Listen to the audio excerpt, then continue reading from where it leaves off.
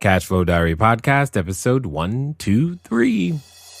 Welcome to yet another exciting episode of the CashFlow Diary Podcast, the podcast that teaches you insider tips, tactics, and strategies for creating leverage streams of cash flow into your life. Learn from top-performing entrepreneurs, business owners, investors, and thought leaders from across the globe as they share their secrets to success. Like what you learn on this and other CashFlow Diary podcast episodes? Go to learninvestingnow.com and sign up to receive powerful tips and information that will help you succeed as an entrepreneur and investor. Now, here's your host, investor, entrepreneur, business owner, educator, speaker, author, and master facilitator of Robert Kiyosaki's cash flow game, Jay Massey. Hey guys, how you doing out there?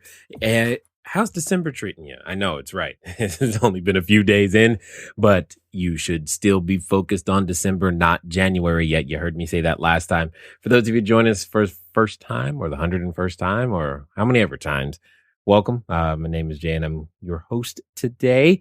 What we're going to be talking about, if you caught earlier, the previous episode, we were talking about a necessary skill. One of the necessary skills is learning how to fail. That is definitely something that you must learn to do. You've got to learn and develop the muscle of failure and, or at least learning how to fail, how to accept it, how to pursue failure, how to make sure you recover from failure, how to learn from failure, your own, others, etc., etc., etc. Today, we're going to talk about another necessary skill. And when I say necessary, I just want to make sure that everyone is clear in understanding that these are not optional. You can't circumvent them. Now, you may not be the one to implement them, but you still have to do them. Your company still has to have them done. Somebody's got to do it. And if you're not the one implementing it, you're probably the one overseeing it. So you still need to know a little bit about it. And that's kind of where I'm coming from today, is that you still need to know a little bit about it. However, there are some things that you need to know a lot of bit about. And this is definitely one of them, along with some more necessary skills that we'll be talking about in the not too distant future.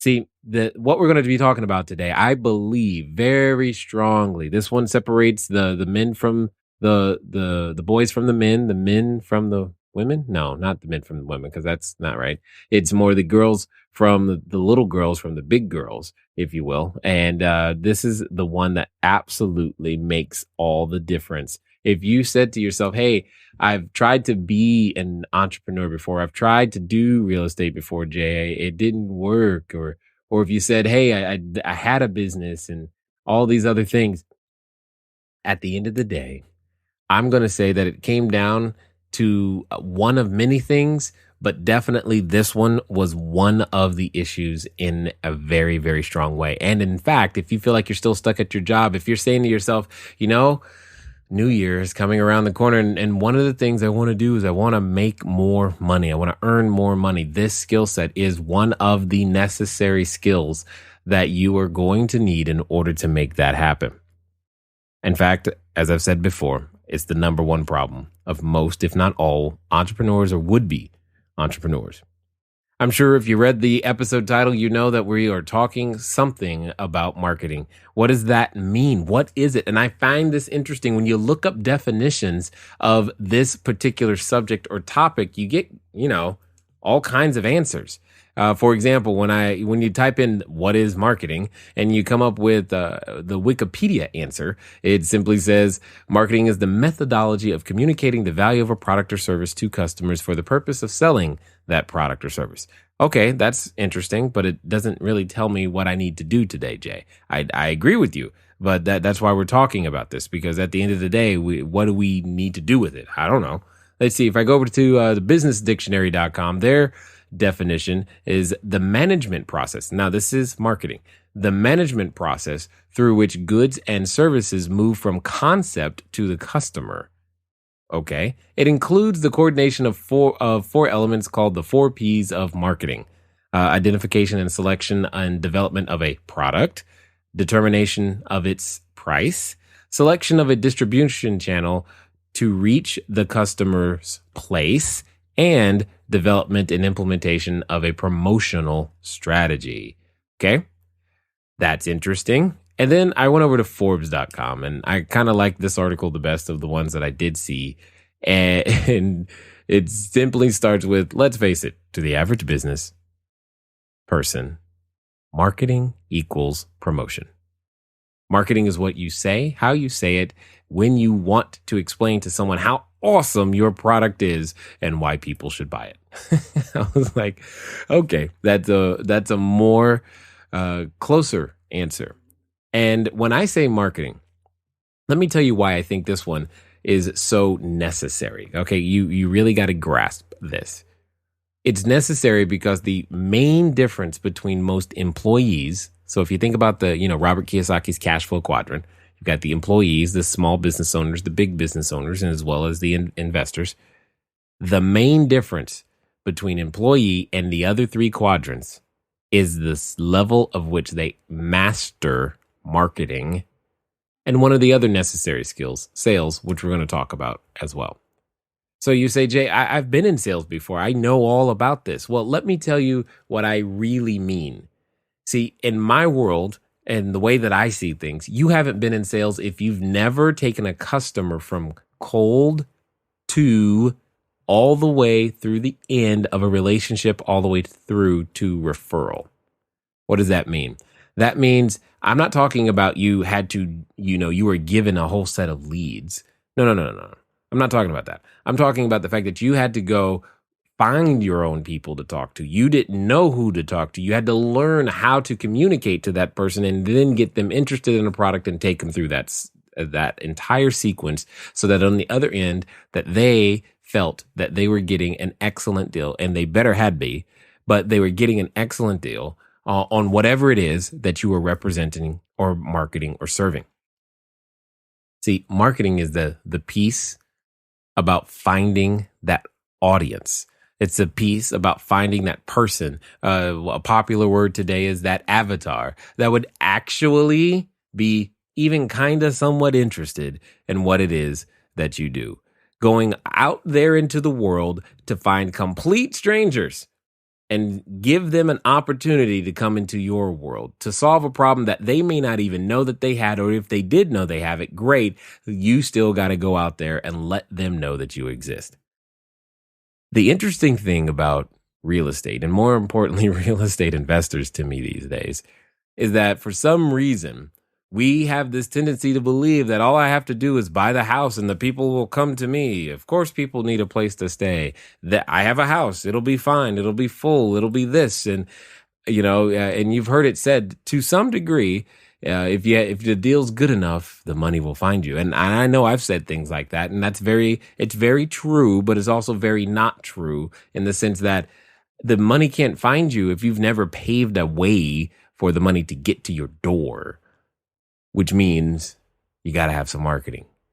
The major issue, I believe strongly that I hopefully will be able to settle in this particular episode for you, is to understand that part of the reason that your business isn't as large as you may want it to be yet is simply because not enough people know that you're even in business.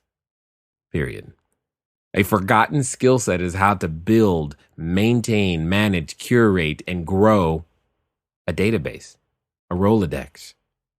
That's where your business lies. It lies inside the potential customers who you know. It helps you to do and execute what you know. You can know a ton about real estate, and many of you do. However, if you don't know anyone to practice it with, it doesn't matter. See, I think every entrepreneur in every profession has this problem, especially the more self-employed or information is required to actually execute the strategy. Here's what I mean by that. Doctors, they have to learn how to market, or they have to go to an HMO. Dentists have to learn how to market as well. Chiropractors, loan officers, realtors, everybody's got to learn this skill and how to attract people to them. Failing to learn it, they typically become an employee. That's usually the pattern. That's usually what happens. And those are the things that I say that's why it's a necessary skill. It may not be absolutely necessary as an employee unless you're employed as a marketer of someone else's services, but it is an absolute mandatory. You're like, Jay, but I've never done that. Doesn't matter. You have to learn how to do it, because if you don't learn how to do it and learn how to do it well, you won't have customers. And with no customers, you therefore have no business. In the world of real estate, these are called tenants. These are called buyers. They're occasionally called sellers. And then here's the thing. You've got buyers and sellers of money, buyers and sellers of notes, buyers and sellers of houses, buyers and sellers of multifamily buildings, commercial real estate, all kinds of buyers and sellers to find, who all have what I call their investor identity that you must learn to target and find and solve problems for. At some point, this probably begins to sound like a lot of work. That's because it is. And it's actually one of the most important jobs that you should maintain control of as the CEO of your enterprising and growing organization. You will not grow your cash flow unless you grow your database. It's just not going to happen. You can try. You can think, I don't care how much you sit at home wishing and learning. That's wonderful. But there must come a point at which you get up and get out and go get something, as Outcast would say. But those are the things that you absolutely must do. There is no option outside of that. If it's not that your product isn't great, it's not that your deal isn't great, it's not that real estate won't work for you, it's that you have not yet developed the skill set to attract to you the individual most likely to do business with you. Now, the good thing is, the relieving thing should be, this is a skill set. All skill sets can be learned, even by introverts, guys. Me being one of them. That's why I say that, because it requires talking to strangers and inviting them into your world. Two things that most introverts don't do: talk to strangers and invite people in. Why on earth would we ever do that? You got to give us a really, really, really good reason.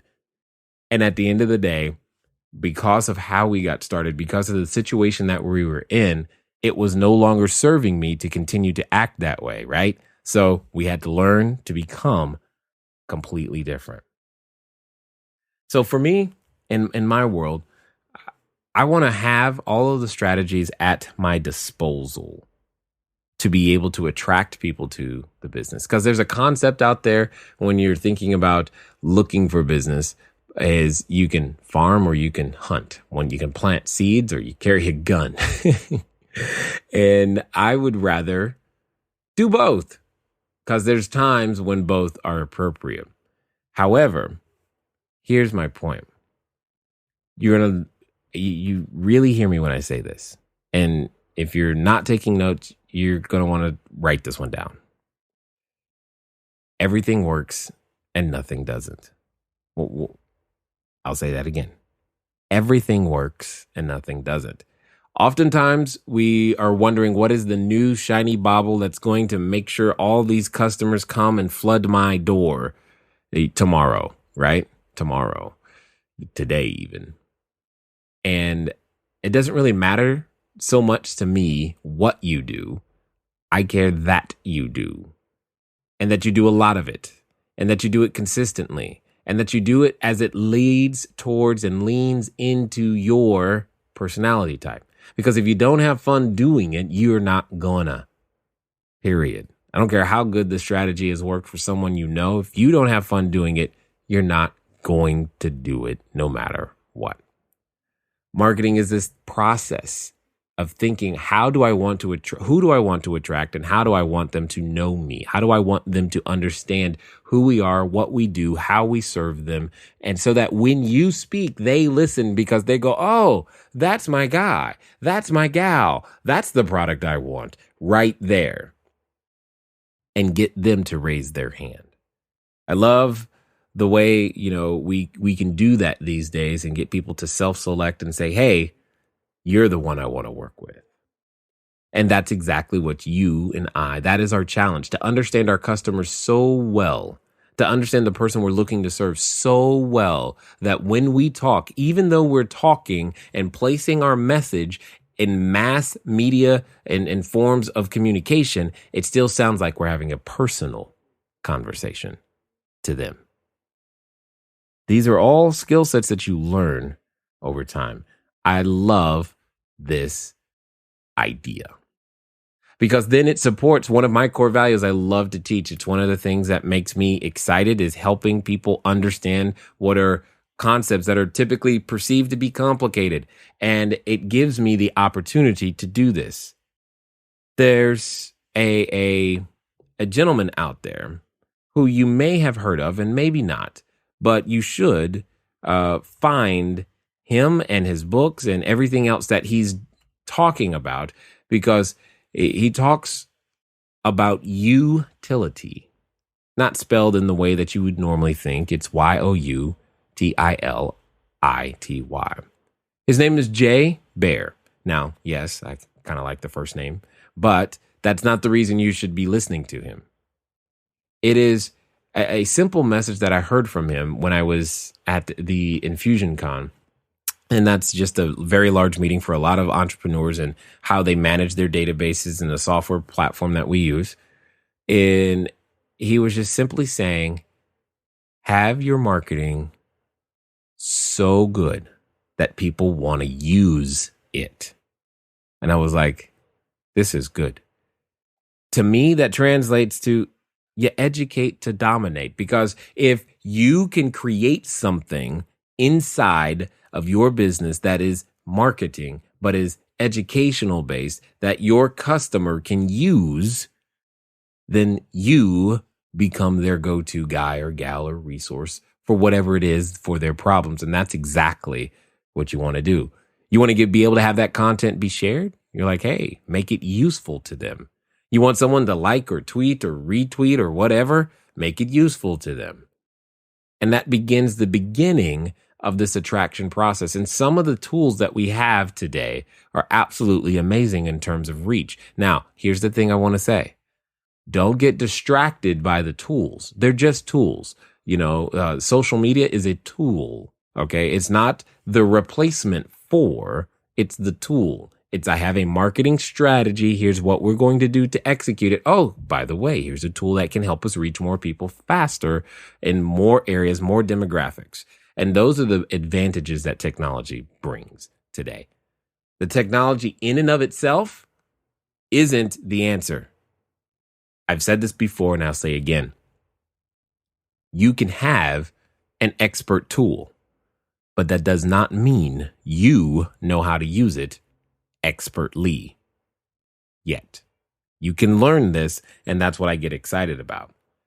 And the concept of creating marketing so good that people want to use it, people want to share it, people want to talk about it, people want to begin to adopt your methodology of thinking, of being, of talking, of walking, of putting on their belts the same way you do, or tying shoes or knitting or whatever it is that is your unique gift and genius that you are sharing with others as a benefit to them. That is the beginning of how you can educate to dominate. We all have something unique in that sense that we can share. And that's exactly what you should be doing. It makes me excited because now you're free to explore your creativity and, most importantly, the things that you like to do. Oftentimes people ask me, so what's the thing that I should do? Should I be doing Facebook, or do I do email, or how do I get more investors? How do I get more buyers? I hear this all the time, especially from those participating in our wholesaling courses.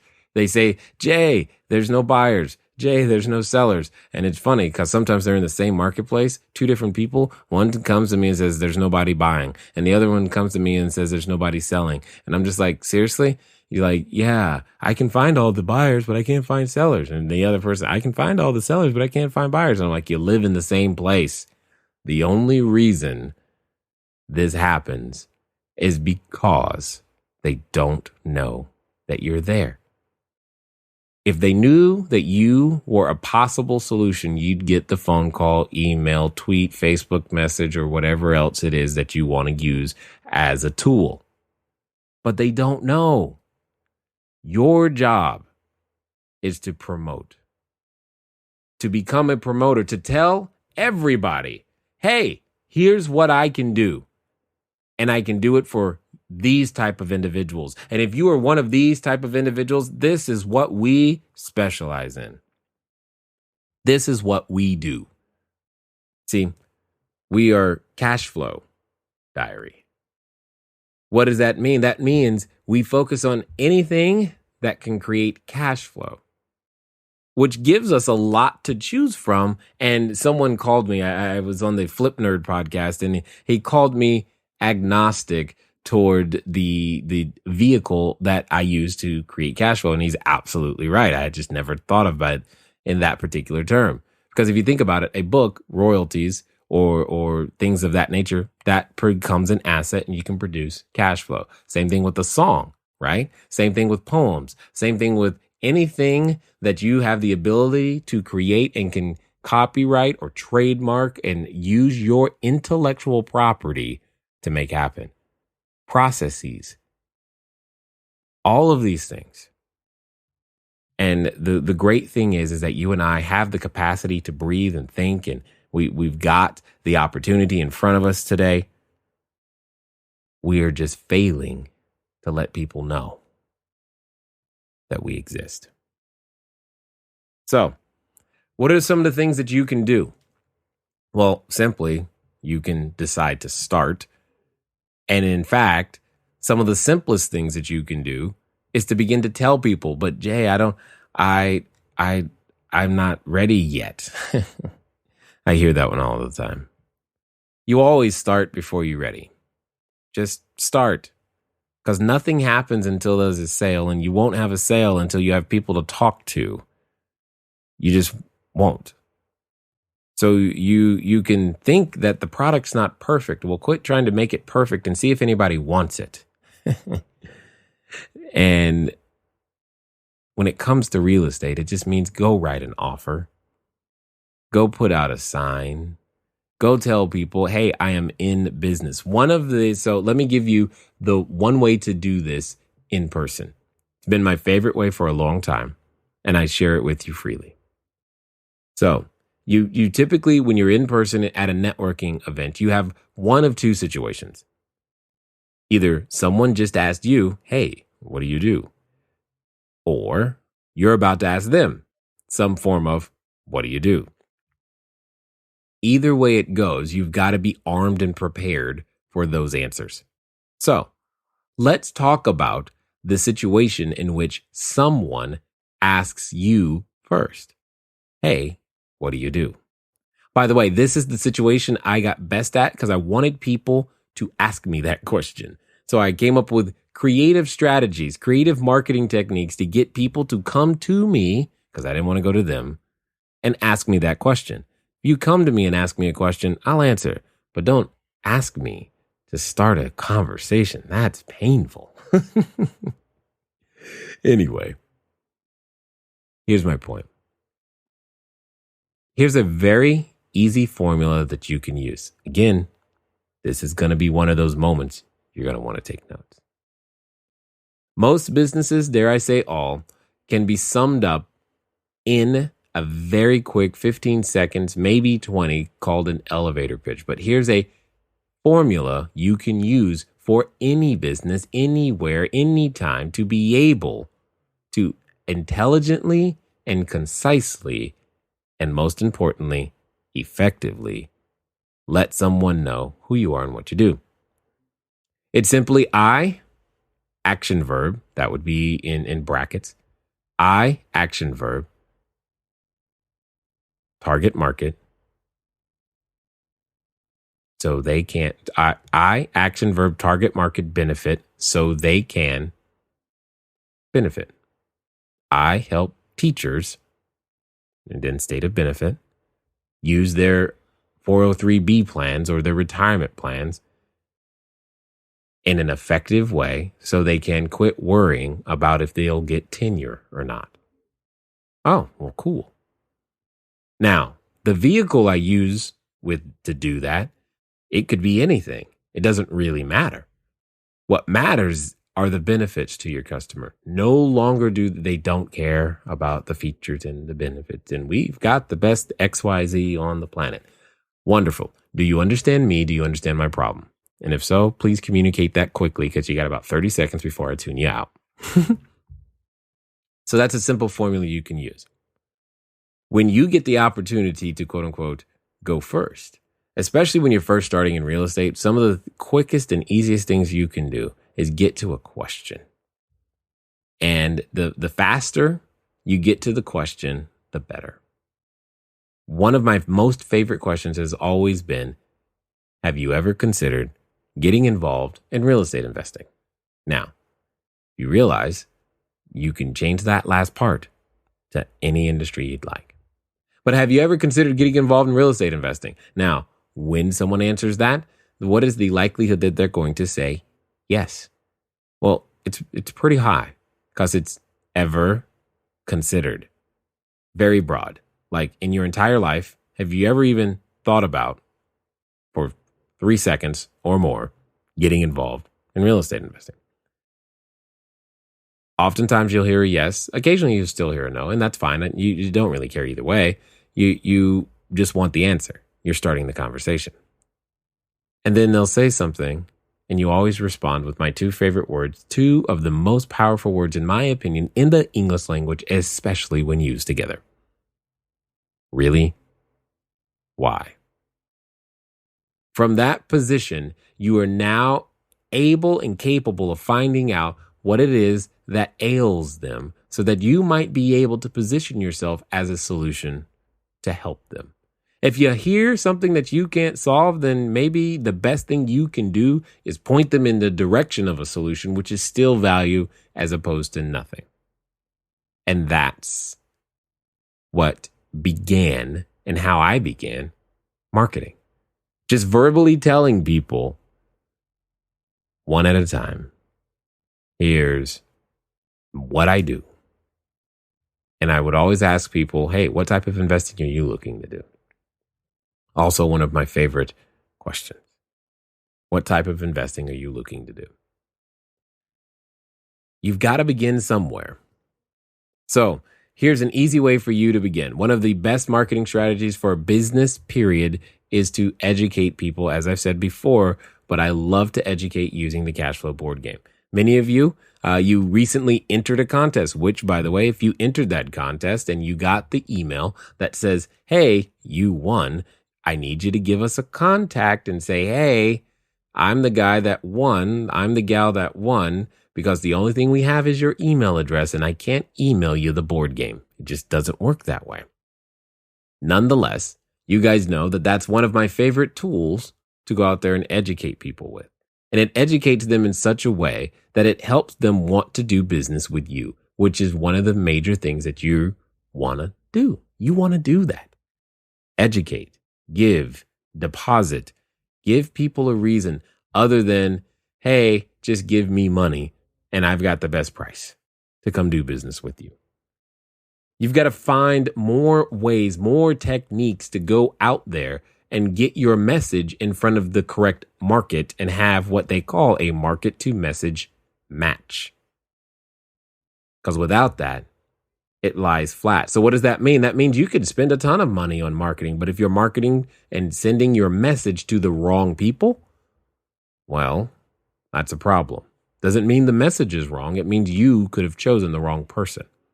With today's technology, that it's easier to find this person than it's ever been, which is great. But you may not be able to take advantage of today's technology yet, and that's also understandable. That's why I gave you the two things that I used to get started. Because see, now you can go over to places like meetup.com or look at those Facebook events or go to places where you know you believe your target market is going to be. And when you're there, you know what to say to get the conversation started, whether they ask you or you get to go first. The interesting thing is, you don't have to make your marketing strategy and systems that complicated. The only thing I really have to say is that you understand that they're necessary. I look forward to talking to you soon. Until next time.